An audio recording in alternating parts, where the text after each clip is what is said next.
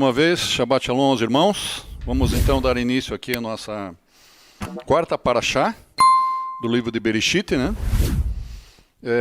Com o nome Vayera, e apareceu-lhe, né? Então, com o tema da porção de hoje, está bem interessante essa porção. O oitavo elemento e o pecado de Sodom, ou Sodoma, né? Então, envolve os livros de Gênesis, 2 Reis e 2 Pedro. Então, um breve resumo da paraxá. São 10 itens aqui, que diz Hashem, e os dois serafins aparecem a Abraham. Uma visita àquele que é considerado pai da fé, em torno da sua convalescência, porque ele tinha feito a circuncisão, ele estava no período, ele estava se convalescendo da circuncisão. Então ele foi visitado pelo Eterno, né, com os anjos. Hashem anuncia a destruição de Sodoma e Gomorra. Então, aquele episódio em que Abraham questiona a Hashem, se houverem 50 justos, né, o Senhor destruirá a cidade, se houverem 45, se houverem 40, se houverem 30, se houverem 20, e finalizando, se houverem 10 justos, o Senhor destruirá? Daí o Eterno falou, certamente, se houverem 10 justos em Sodoma, eu não destruirei. Então não haviam 10. A princípio eram 6, mas daí você entende no final que eram 4. Eram 4, né? Porque a belíssima oportunidade que os noivos ali tiveram de salvação e perderam essa belíssima oportunidade. Ló, item 3. Ló recebe em sua casa 2 anjos. Então, para tirarem Ló de Sedom, Gênesis 19, 17, e foi ao fazê-los sair, né? Então, eu já falei para vocês isso aí, realmente os anjos agarraram, pegaram, não foi assim uma coisa muito simples, assim, ó, meu querido, saia daqui. Não, eles foram lá e agarraram, puxaram pelo braço de cada um deles, de Ló, da mulher e das filhas, para saírem de lá. Eles foram tirados, na verdade, de lá. Se fosse diferente disso, talvez nem fosse necessário os anjos, né? Então, a própria destruição, daí o momento da destruição de Sodoma e Gomorra, porque, acabamos de falar, não haviam nem 10 justos, né? A origem dos Moabitas e dos Amonitas, eu não vou agora abordar isso aí, que eu já falei no comentário. Vamos pular para o item 6. Abraham e Sara peregrinam em Gerar. O nascimento de Isaac. Gênesis 17, 17. Sendo eu, as palavras, né? Tanto a pergunta de Abraão e a questão de Sara também. Ele pergunta isso dele e questiona isso de Sara também com relação à idade deles, né? Com a vinda de Isaac. Então, estando eu com 100 anos, nascerá filho, né? Eu poderei gerar filhos com 100 anos, e minha esposa Sara, com 90 anos, dará à luz. Será possível isso? Né? Então, o que chama atenção aqui? Que para o Eterno não existe impossível. Ele faz o que ele quer, né? O que ele quer. Agar no deserto. Essa passagem de Agar aqui, se vocês querem saber o início do povo das nações árabes, as nações árabes, né? Exatamente através desse episódio aqui, onde Abraham envia Agar com o seu filho Ismael para o deserto. Dali para frente, realmente, ao início do povo árabe, né? Gênesis 21, 18. Abraham faz aliança com Abimeleque, no 9. E o item 10, Hashem prova a Abraham. A famosa décima, conhecida como a 10ª prova. Abraão, em sua vida, passou por 10 provas difíceis. Ele foi aprovado nessas 10 provas. E principalmente a 10ª prova, que foi a mais terrível de todas, ele foi aprovado também. Por isso não é em vão, né, que ele é considerado o pai da fé, o amigo de Hashem. Né? Então, ele foi honrado, muito honrado, e ele era realmente muito assim, protegido, né, pelo Eterno, com a 10ª prova, o sacrifício de Isaac. Continuando então, conexões bíblicas com o pecado de Sodoma, ou Sedom. Sedom é no original, né? Está ali a palavra original, Sedom. Conexões bíblicas com o pecado de Sedom, mas no Éden. Então, o interessante dessa porção aqui, porque tanto os paralelos que eu vou fazer aqui para frente,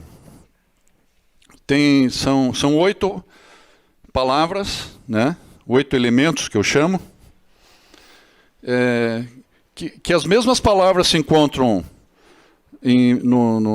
digamos, no primeiro capítulo de Bereshit, como nessa porção. As mesmas palavras, não são uma ideia aproximada, um pensamento que lembra aquela frase, não. São as mesmas palavras, exatamente as mesmas palavras, por isso que são os 8 elementos. São 8 palavras-chave que tem tanto nesse episódio da destruição de Sodoma e Gomorra, quanto a expulsão de Adão e Havá do Jardim do Éden. Tem uns pontos bem interessantes aqui. Vamos lá então. 11:39, né? Agora. Como Adão e Havá estavam sendo banidos do Éden, diz que Hashem abrigou anjos, querubins, na entrada do jardim, mas eles não estavam ali apenas... Os anjos não estavam no jardim para guardar o jardim, todo aquele lugar, né? Mas tem uma palavra específica que vocês podem confirmar na palavra, está lá, bem claro, né? Então eles tinha algo particular que eles foram colocados ali para guardar o caminho em azul ali. Azul ou verde? Na minha tela está azul, ali parece que está verde. Vamos ver. O caminho da árvore da vida. O caminho, presta atenção, o caminho da árvore da vida. Opa! Esse caminho, irmão Jair, eu já ouvi em algum lugar, na Nova Aliança, inclusive, o caminho. E a árvore da vida... Irmão Jair, nós não cantamos um cântico com a árvore da vida hoje mesmo, aqui de manhã? Sim, cantamos. Ó, na página 36 do Sidur, que nós usamos aqui, esse Sidur capa vermelha, vinho, na página 36, guarda da Torá da Arca, Etzhaim hi lamahazikim ba vetonhea meushar, Deraheha, Darhei Nuan. É a árvore da vida para os que nela se apegam, os que nela se apoiam são bem-aventurados. Seus caminhos são caminhos agradáveis. Né? Então, a árvore da vida, o que significa a árvore da vida? Aqui, ó. Está aqui. Árvore da vida. Etzhaim, Torá. Então, o Jardim do Éden, além de uma misteriosa Etzhaim, contém também um caminho. Vocês já ouviram uma frase, eu sou o caminho, a verdade e a vida? Ninguém vem, não ninguém vai, ninguém vem. Quer dizer, tem que passar por ele. Tem que passar pelo Mashiach para ir ao Pai. Ele não diz ninguém vai ao Pai, como se ele estivesse lá fora do caminho. Ele é o caminho, você tem que passar por ele. Ninguém vem ao Pai. Tem que passar por ele.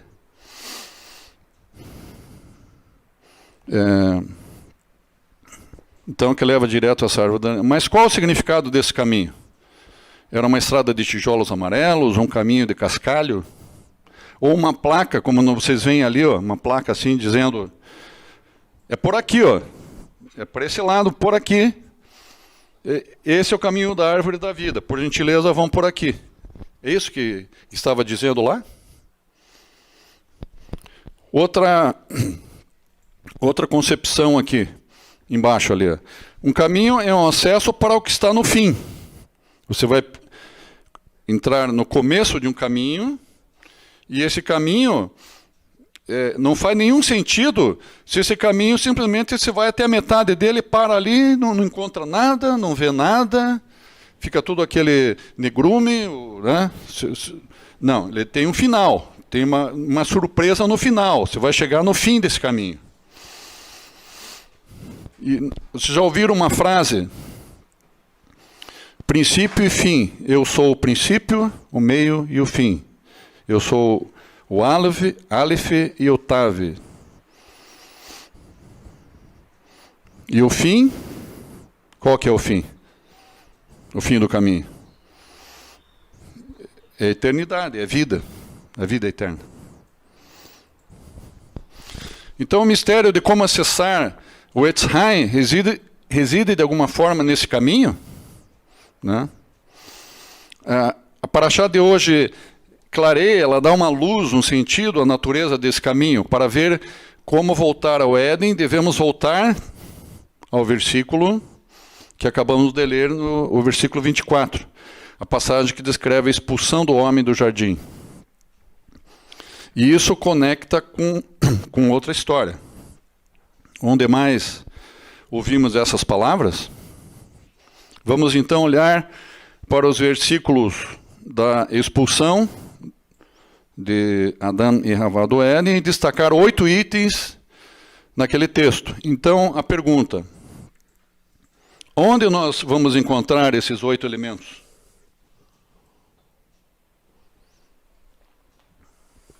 Exatamente essas 8 palavras que eu vou começar a mostrar para vocês. Gênesis 3:22 diz assim, ó, o Eterno disse, o Hashem, né, disse, agora a humanidade se tornou como um de nós, conhecendo o bem e o mal, e agora talvez ele estenda a sua mão e tire também da árvore da vida e coma e viva para sempre. Ó, a palavra estenda a sua mão. Em Gênesis 3:22, lá no primeira paraxá, né? Agora a humanidade se tornou como um de nós, conhecendo o bem e o mal, e agora talvez estenda a sua mão. Então marquem essas palavras, estenda a sua mão. Então, o primeiro elemento desses 8 é estender a mão. Estender a mão. A palavra shalá com a palavra yad, o esticar. Se você está parado assim, com a mão no bolso ou parado, quando você toma uma atitude em querer ajudar alguém, querer fazer alguma coisa, você não mantém a mão assim, você vai fazer isso aqui, esse movimento. Para fazer, para ajudar, para agarrar, para tua mão para frente. O esticar, estender a mão, a fim de pegar algo, né? Gênesis 3:23. Então o Senhor Deus enviou do jardim do Éden, presta atenção que já vai vir o segundo elemento aí, para cultivar a terra da qual foi tirado. Alguém é expulso do lugar em que está morando. Ele é enviado para fora daquele lugar. É o segundo elemento expulso, para fora. Então Adão e Havá são expulsos daquele maravilhoso lugar em que eles estavam por terem escolhido experimentar do fruto da árvore do conhecimento do bem e do mal, não da árvore da vida. Então, às vezes, para não fazer confusão, mas, irmão Jair, existiam São uma árvore ou duas árvores que são citadas. Na verdade, o jardim ele tinha centenas de árvores, com vários tipos de frutos, né? Mas aqui o que se destaca são duas árvores em caráter espiritual, que é uma árvore, que é a árvore do conhecimento do bem e do mal. Essa árvore que trouxe, digamos, entre aspas, uma maldição para a humanidade, por causa da má escolha, né? E a árvore da vida, se eu falar para vocês, o Etz Haim, se eu falar para vocês, eu não quero agora entrar nesse campo, não quero prolongar, mas da onde vocês pensam que Abraão, Isaac e Jacó, que foram discípulos de Melquisedeque, que era sacerdote para as nações, de onde que veio o conhecimento de, por exemplo, Melquisedeque, se a Torá não tinha sido revelada para Moshe? Moshe nem existia ainda, muito menos o povo judeu. O povo judeu não existia, só existia a semente dentro de Abraão, a semente do povo judeu. Da onde que veio esse conhecimento que era a Torá? Porque quando o Eterno faz aliança com Abraão, o Eterno diz: Abraão, você guardou as minhas leis, você guardou os meus ensinamentos. Que ensinamentos e leis são essas que Deus fala com Abraão quando nem existia o sacerdócio levítico, nem existia a Torá? Não existia a Torá que eu falo que foi revelada para Moshe, mas a Torá já estava na terra. Onde que ela estava? Ela estava no Éden, o Etz Haim, a árvore da vida. Ela estava lá. Nossa, irmão, já não sabia disso, estou sabendo agora. O irmão que está em casa. A Torá ela já existia no Éden. O próximo elemento se refere ao local de onde e para alguém é enviado. Em nossa primeira história, esse lugar era Megan Eden. Megan Eden, do Jardim do Éden. E na outra história, na história agora de Sodoma, o lugar para onde alguém é enviado, que também é um jardim, eu achei muito, muito, muito interessante, o lugar onde, quando houve aquele conflito lá entre os pastores de Ló com os pastores de Abraão, né, eram muitas ovelhas, tal, começaram a ter atrito entre os pastores. E daí não havia entendimento entre eles, começou a gerar algumas confusões. Então Abraão tomou uma atitude e deixou que Ló escolhesse. Ló, se você for para cá, eu vou para cá. Se você for para cá, eu vou para lá. E Ló escolheu o quê? Ele olhou e viu que tinha um lugar parecido com Éden. Um lugar verdejante que se destacava do deserto. Era um lugar muito lindo que lembrava muito Éden, que tinha um rio que passava por ele. E ele então Abraão, eu vou para cá. Eu quero aquele lugar lá. E esse lugar era conhecido como Megan Eden. Aliás, Jardim... Não. Ele era conhecido como Kegam Hashem. O Megan Eden, que é o Jardim do Éden, né? Mas esse lugar era conhecido como Kegam Hashem, o Jardim do Eterno. Olhem, parece coincidência, né? Então, só que há uma diferença.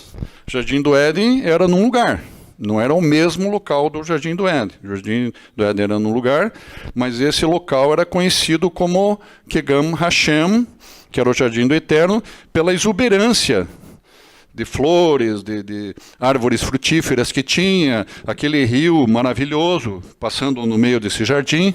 Então ele lembrava muito Éden. esse jardim. Só que espiritualmente ele não era, na essência, o Éden, né?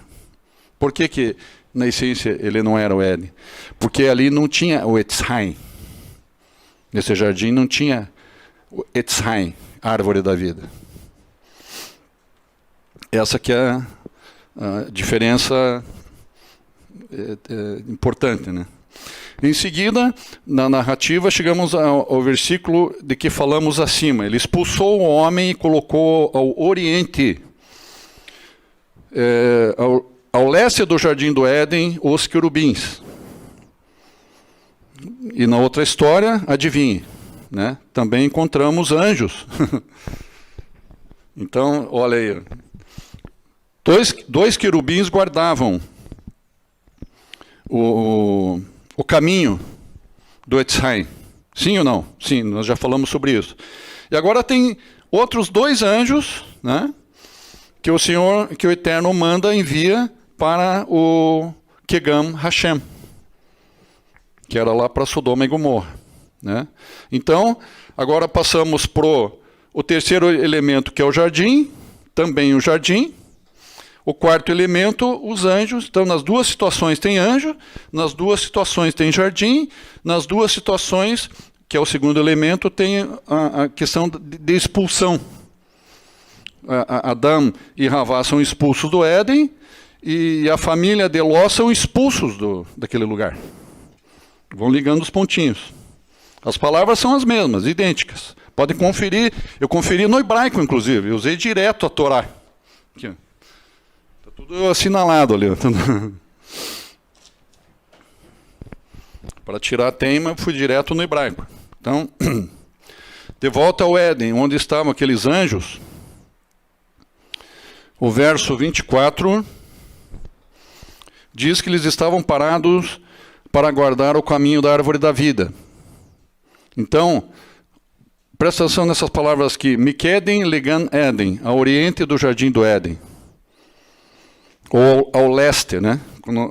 Leste é o lado onde nasce o sol, que é o oriente, onde nasce o sol.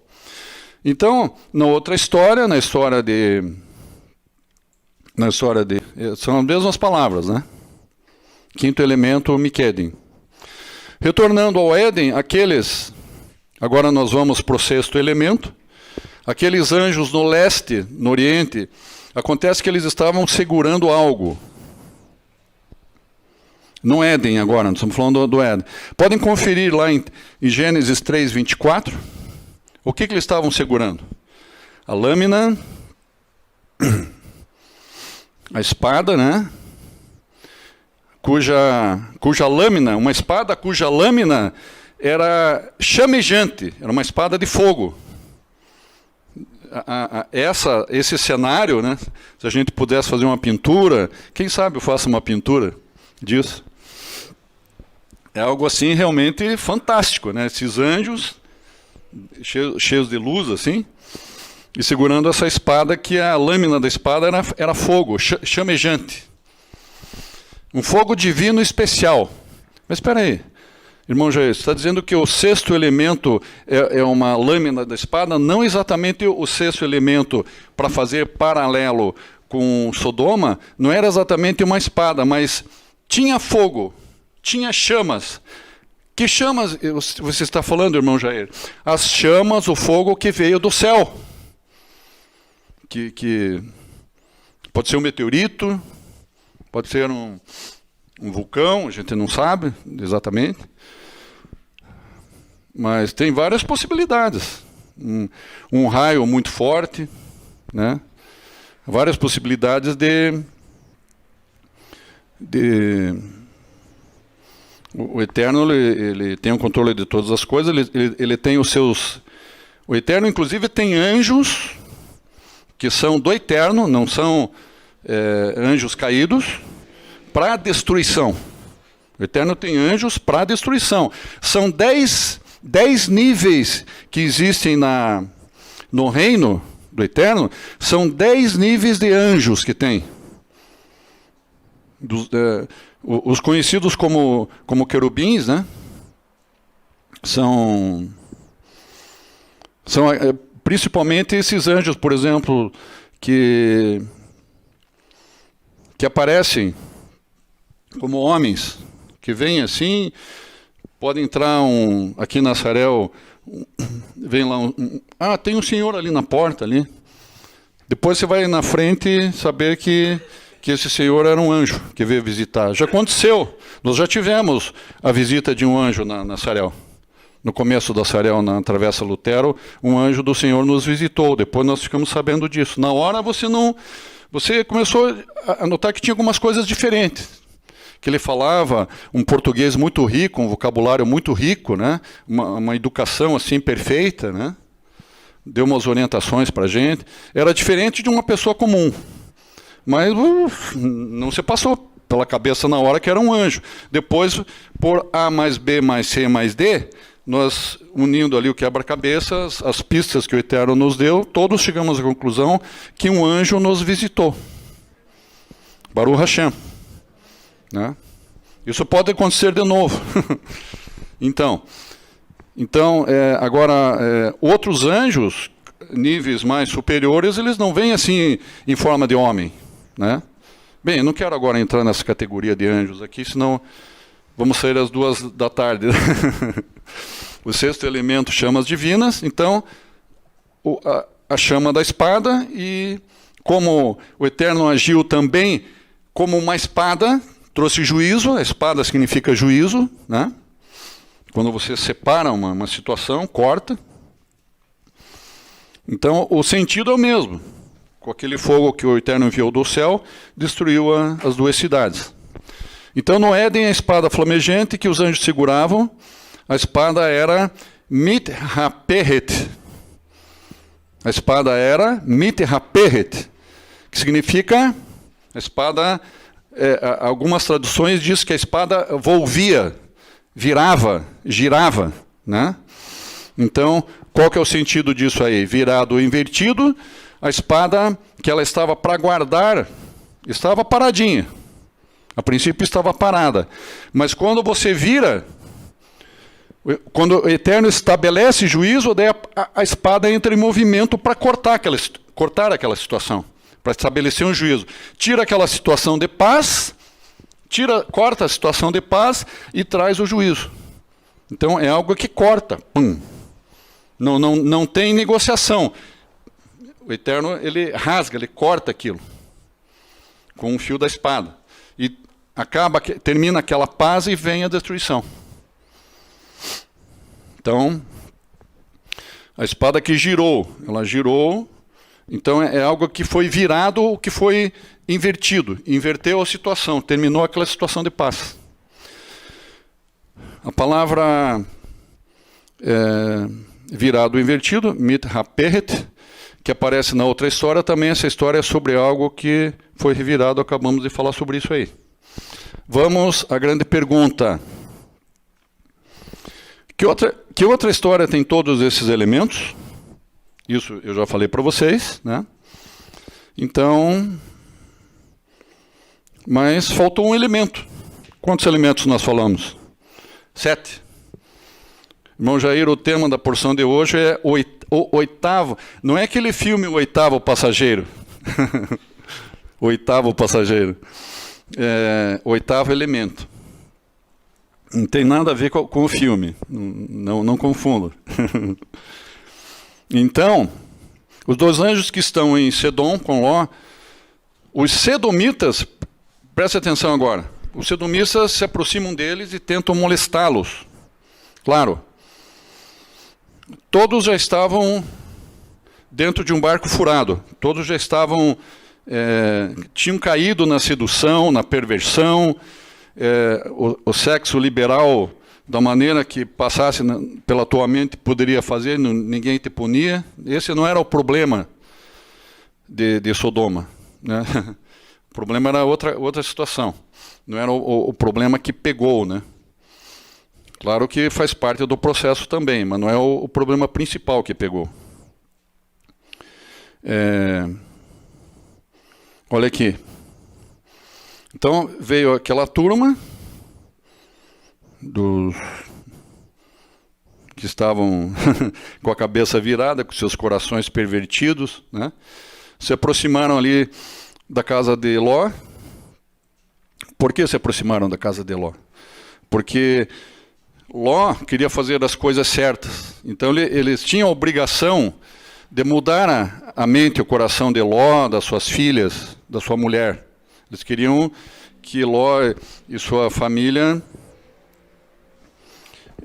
ou mudassem ou que eles saíssem dali, porque eles eram estrangeiros e eles não eram bem-vindos naquele lugar, segundo a visão dos moradores de Sodoma, sodomistas, né?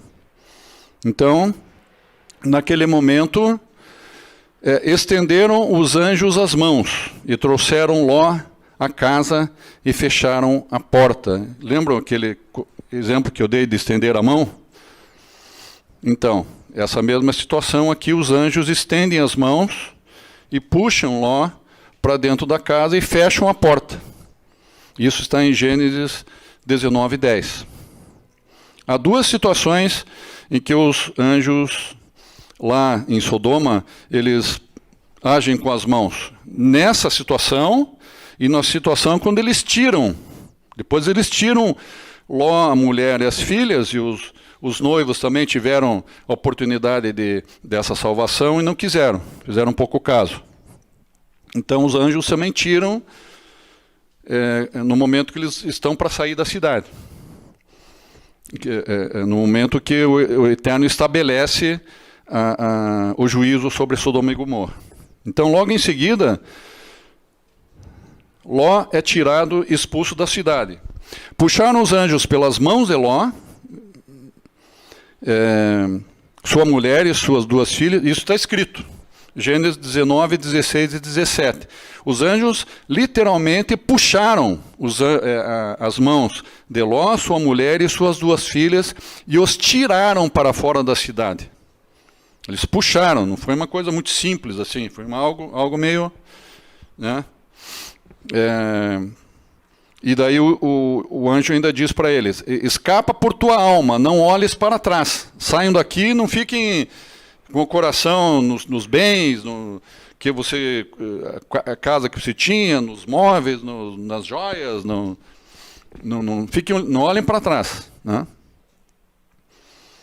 Então, quando Ló se estabeleceu pela primeira vez em Sedom, a Torá menciona que Sedom era um lugar conhecido como o Jardim do Eterno. Algo que lembra o Jardim do Éden, né? Uma área muito exuberante e fértil, com o rio passando sobre ele aí. Então, olhem todas essas palavras aqui. Miquedem, quando Ló decide se estabelecer em Sedom em primeiro lugar, ouvimos: Vaissá Lot Miquedem, Ló viaja para o leste. A escolha, lembra que eu falei daquela briga entre os pastores de Abraão e de Ló? Quando Ló faz aquela escolha, ele escolhe ir para o Oriente. Então, esse Miquedem, a palavra é a mesma do Éden, né? Exatamente a mesma palavra. Então, anjos, serafim, claro, os anjos vieram para destruir Sedom. Fogo divino especial. Sedom é destruída por um fogo vindo do céu, né? Então, é o mesmo verbo daquela espada giratória do Éden, mit haperet, enviou, tirou Ló da destruição. Mas a palavra para destruição, presta atenção aqui, ó, a palavra mit haperet, porém, a palavra que está na porção de hoje é raperra, que é literalmente revirado. Revirado. Então, exatamente aquela situação que eu falei para vocês. A situação está aparentemente numa paz, uma paz aparente, e o Eterno lhe revira assim 180 graus. Esse revirado aí, que é o entendimento, né, do que aconteceu ali no momento do juízo. Então, nas duas histórias, estamos diante da perda de um jardim. Saem, Adão e Havá saem do jardim, e Ló, considerados justos, Ló, a esposa e as duas filhas, saem daquele jardim também. Então, duas situações que tem jardim. O primeiro, um jardim de Deus, o lugar especial de Hashem na terra, onde tudo começou, né? O segundo é um lugar, é um jardim mundano. A planície fértil do Jordão, o lugar onde Sedom estava situado, um cenário paradisíaco, perfeito para o cultivo de boas colheitas. Isso aqui nos chama atenção, irmãos, eu não posso deixar de falar isso agora. Isso aqui nos chama atenção para os entre aspas, jardins do mundo. Esse negócio de campanha de prosperidade, quero conquistar isso, quero ter, quero criar o meu jardim. Né? Tomem cuidado com esse jardim aí para a gente não acabar não se corrompendo dentro desse jardim.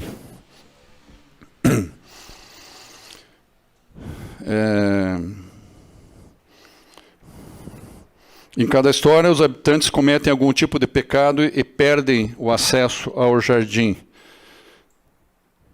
Também chama atenção para a gente não se apegar muito com as coisas, né, aqui na Terra, porque duas situações podem acontecer. A Terra começar a tremer e gemer, com vontade de te expulsar daquele lugar, ou os céus tremerem. É o que está acontecendo já no mundo. Tanto a terra como os céus estão tremendo e gemendo.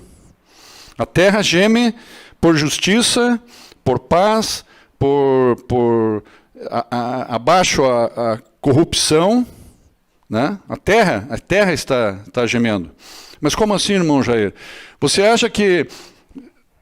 Eu não sei se são 7 ou 8 vulcões que estão em erupção exatamente nesse exato momento.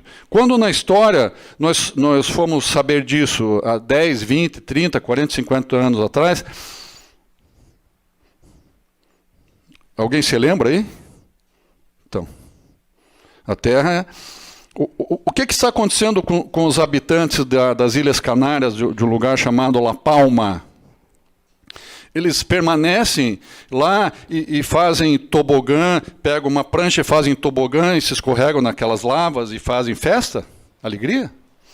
Quantos habitantes já saíram de lá? Eles estão sendo expulsos daquele lugar. Então, a terra inteira está gemendo, está tremendo, e os céus estão manifestando também o juízo, né, de Deus. Há também alguns contrastes nessas duas histórias. Na primeira, no Éden, Adão e Havá perdem o acesso ao jardim, mas nem eles, nem o jardim são destruídos. Presta atenção. Eles saem do jardim, mas o Éden não é destruído. Por que o Éden não é destruído? Lembra da diferença que eu falei entre o jardim do Éden e aquele jardim de Hashem? Uma espécie de um falso jardim, que fala justamente dos jardins do mundo. Já ouviram esse termo que Satanás tenta imitar as coisas de Deus, as maravilhosas coisas de Deus? Na segunda, em Sedom, Hashem vai além. Tanto os habitantes quanto o jardim morrem. Tanto os habitantes de Sedom, não estou falando dos justos, dos que saíram, mas os habitantes perecem, quanto o jardim também. Então, tudo isso daí é um grande ato, né? É uma história profética mostrando que o princípio do eterno prevalecerá na terra, com a segunda vinda de Yeshua, e que aqueles que entraram no barco furado como estava a cabeça, né, a mente, o coração corrompido dos sodomistas, vão perecer. O princípio vai permanecer na terra. O Eterno, ele vai restaurar a terra como era no princípio. Mas os que entraram, fizeram parte aí do time de Esaú, perecerão. Essa aqui é a mensagem.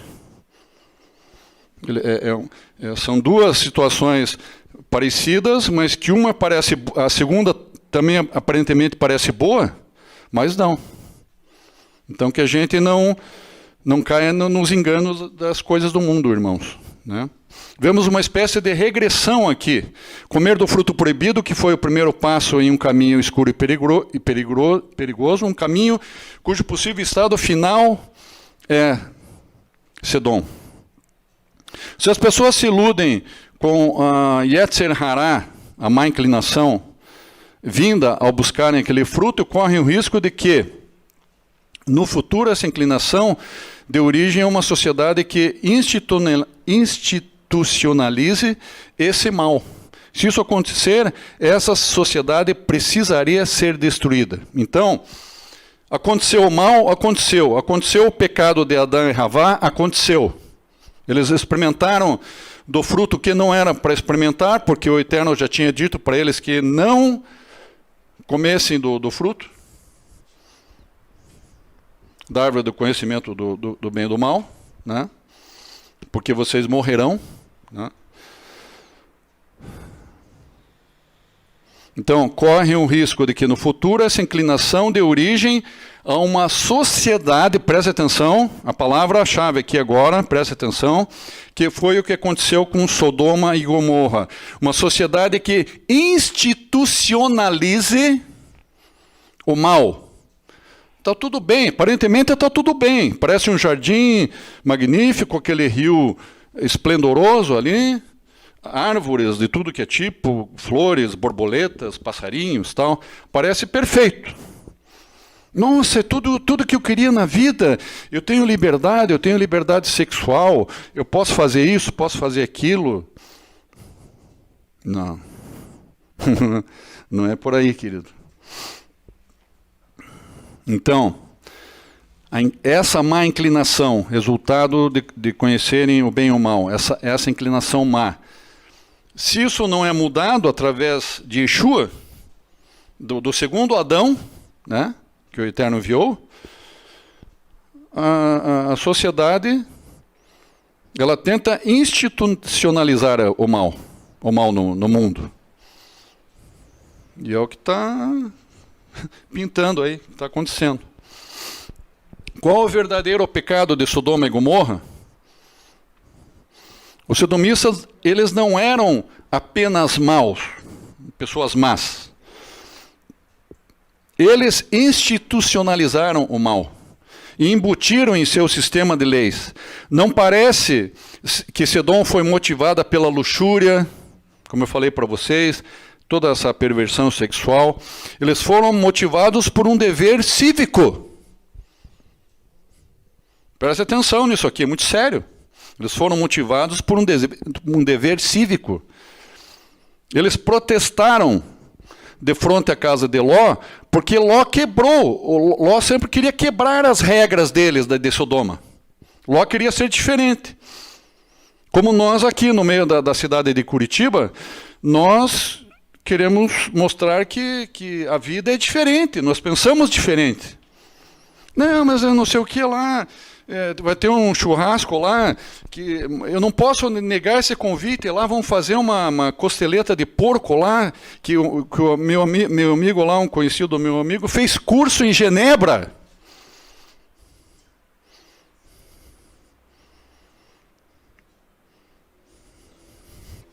Você vai ter que fazer a escolha, meu querido. Você vai ter que deixar esse fantástico churrasco de porco, deixar para lá. Irmão, você que está ouvindo, assistindo em casa, você vai ter que deixar de lado, fazer a tua escolha e lembrar da cerca, a cerca da Torá. Nós não podemos pular a cerca da Torá.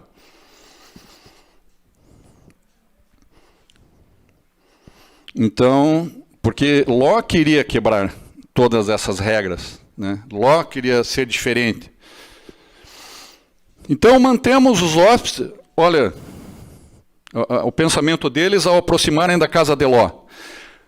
Nós mantemos os nossos queridos hóspedes fora do nosso paradisíaco lugar. Tipo, Ló, esse teu pensamento não cola aqui. Nós não queremos pensar como você. Esse teu pensamento está fora da realidade. Aqui tem milhares de pessoas que pensam diferente de você. Você acha que você está certo só porque tem você, tua mulher e tuas filhas que pensam assim? A maioria, ou você acha que é o sábio, que é o entendido de tudo? A maioria aqui ganha. Nós somos bem mais que você. É assim que o mundo pensa, queridos. Então, eles queriam... Ló, nós estamos nos aproximando aqui de você porque nós queremos estuprá-los e roubar. Nós queremos roubá-los e estuprá-los, só isso. Mais nada disso. São fortes essas palavras, mas é a verdade, irmãos. Porém, não há no mundo lugar para uma sociedade como essa. Tanto o jardim quanto os habitantes precisam ir embora. Agora acho que é o penúltimo slide. Lembra que eu falei, e o 8º elemento? Não esqueci. Está aparecendo aí. Em Sedom, chegamos a um caminho escuro, mas talvez haja um outro caminho, um caminho maravilhoso.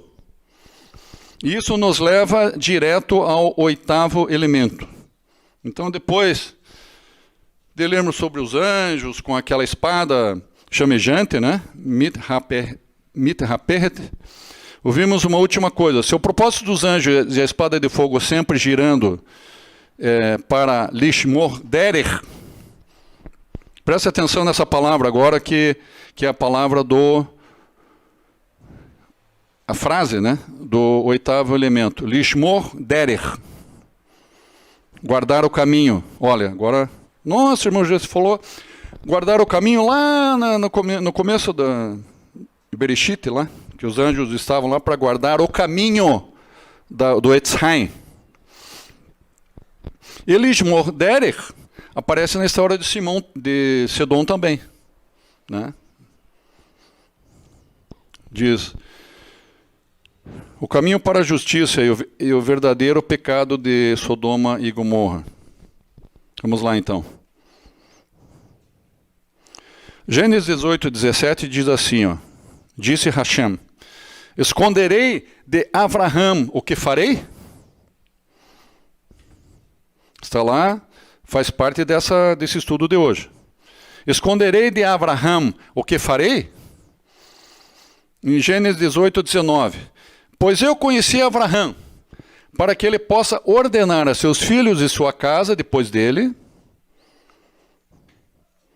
a fim de que guardem o caminho, olha aí, que fantástico, que guardem o caminho de Deus, Lishmor Derech Adonai. As mesmas palavras, queridos, as mesmas palavras, para fazer caridade e justiça e realizar o que é reto. Só que essas palavras, caridade e justiça, Tzedek e Mishpat, às vezes nós podemos entender como duas palavras iguais, são palavras muito próximas. Mishpat com Tzedek, ou Tzedaká. São palavras próximas, muito próximas, mas tem algo que diferencia entre elas, e tem algumas pessoas que ainda fazem confusão e acham que é a mesma palavra. Tzedek e Mishpat, né? Então, o 8º elemento está justamente em a gente entender essa questão do guardar o caminho, Lishmor Derech, de volta à árvore da vida, de alguma forma. Por quê? Por que é que vocês acham que Ló foi salvo de Sodoma? O Eterno não podia ter pulado aquela visita a Avraham? Não podia ter direto falado de Sodoma e Gomorra com Ló dentro daquela cidade? Podia ou não podia? Claro que podia. Por que o Eterno primeiro olha o caminho, observe o caminho? Os anjos primeiro vêm até Abraão. Abraham. E daí eles vão indo, vão se afastando. Abraão faz aquelas perguntas, questiona, né? 50, 45, 40, 30, 20, 10. Mas começa ali a visita dos anjos em Abraham, que é o caminho certo para a árvore da vida.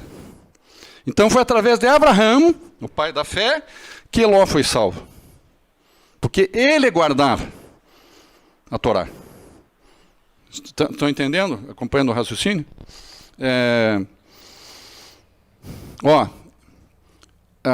De volta à árvore da vida, de alguma forma se reflete em Sedom para Abraham manter o caminho do eterno. Ali, ó. Aqui, ó. Abraham manter o caminho de Deus. Para fazer o quê? Que Abraham sempre fazia tzedek e mishpat. Tzedakah e mishpatim. O que é certo e o que é justo. Né? Então, tzedek e mishpat, junto, entendendo o Lishmor Derek, né, que é o 8º elemento. Então, 8, vocês já ouviram falar desse 8, também na Gemátria, e se nós perguntarmos, irmão Jair, tem algum número que fale da pessoa do Mashiach, de Yeshua? Tem. Qual que é esse número? É o número 8. Porque é um número deitado, ele é o símbolo do infinito. Ele não tem fim, não tem começo, não tem fim. Então, Yeshua ele fala da eternidade, né? Esse aqui acho que é o último slide, irmãos. Então, o 8º elemento é o entendimento de toda essa frase junto com as duas palavras Lishmor Derek. Eu até fiz questão de colocar em hebraico essa frase, eu achei muito linda essa frase aí. Lishmor derech Adonai la'asot tzedakah u'mishpat. Guardem o caminho de Hashem para fazer caridade e justiça. Essa que é a mensagem do 8º elemento, irmãos, que se concentra tudo em Yeshua, HaMashiach, que é o caminho, a verdade e a vida. Se não passar por ele, não chegaremos a Hashem.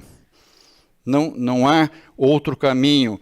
Não há outro caminho. Temos que passar por ele. As palavras tzedakah ou mishpat, caridade e justiça, também são entendidas como a coisa certa a fazer é a coisa certa a fazer. Lembra que eu falei para vocês que essas palavras, elas são muito próximas, né? Espera aí, no momento que eu pratico o tzedakah, eu estou fazendo justiça. Não tem como separar. Você praticou a tzedakah, você está praticando a justiça. Não tem como separar.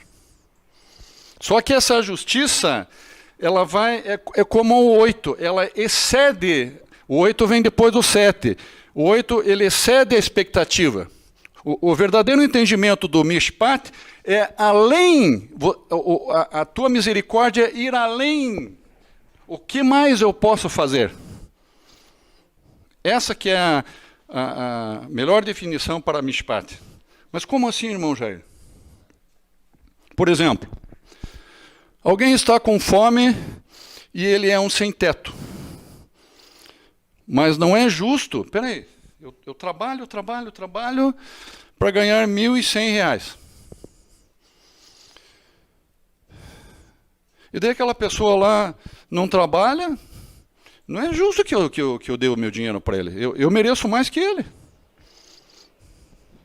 Mas você consegue olhar para aquela pessoa com os olhos do Mashiach e ver o passado daquela pessoa, ver se ela tem condição financeira, ela sabe fazer uma conta no trabalho dela, ela sabe escrever uma frase no trabalho dela, ela sabe conversar com o cliente? Não. Ela não consegue administrar nem quando ela levanta. Quando ela acorda de manhã, nem aquele momento ela não consegue administrar, quanto mais o dia inteiro. quanto mais o trabalho dela. Então, não é justo eu estender a mão para ajudá-lo. Porém, é a coisa certa a fazer. Você está exercendo misericórdia. Então, peraí, eu vou pegar um pouquinho desse meu pouco que eu ganho e vou dar uma porção lá para ela. Eu sei que ela vai ficar 1, 2, 3 dias, ela não vai morrer de fome. Isso é mishpat, irmãos. É além daquilo que se acha justo. Se ir além daquilo. Yeshua age assim. O Eterno age assim conosco, todo dia. Ele vai sempre além da expectativa. Ele nos dá sempre a mais do que nós merecemos. Então, para cuidar dos menos afortunados, para aliviar o sofrimento quando pudermos, para nós trazermos momento de alegria. É só caos, problemas, fome, quando não é fome é sede, quando não é sede é problema, quando não é aquilo é uma conta para pagar, quando não, parou de pensar na conta para pagar, já vem alguém lá pressionando você, querido, eu te dou 24 horas para você pagar essa conta.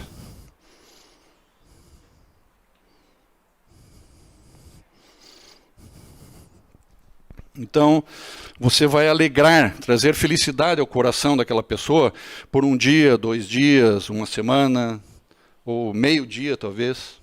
Mas você vai tornar o coração daquela pessoa alegre por causa do mishpat que você vai fazer. É isso que o Eterno quer. Então, isso é tzedek, isso é mishpat, é coisa certa a fazer. Que nós temos que fazer e às vezes nós não queremos fazer pelos nossos cálculos. Independentemente daquilo ser justo ou não. Então, finalizando, irmãos. Sedom tinha justiça? Tinha. Claro que tinha. Ela criou, pelas suas próprias mãos, as regras dessa justiça. Mas essas regras não expressavam cuidado e consideração pelo próximo. Eram só olhando para o seu próprio umbigo. Irmão, você que está assistindo, o egoísmo do Egito, dos egípcios, né? Portanto, a sociedade estava desprovida de tzedek e mishpat. Daí, por causa disso, a sua condenação, o juízo que aconteceu. E Yeshua, ele quer que nós entendamos, porque ele veio, né? E ele praticou muito. Há vários exemplos que os fariseus não entendiam. Os fariseus não entendiam as atitudes de Yeshua porque eles não entendiam o tzedek com mishpat, que é ir além, além da expectativa. Amém, irmãos? Que o Eterno abençoe vocês, que abençoe esse Shabat, né? Em nome de Yeshua.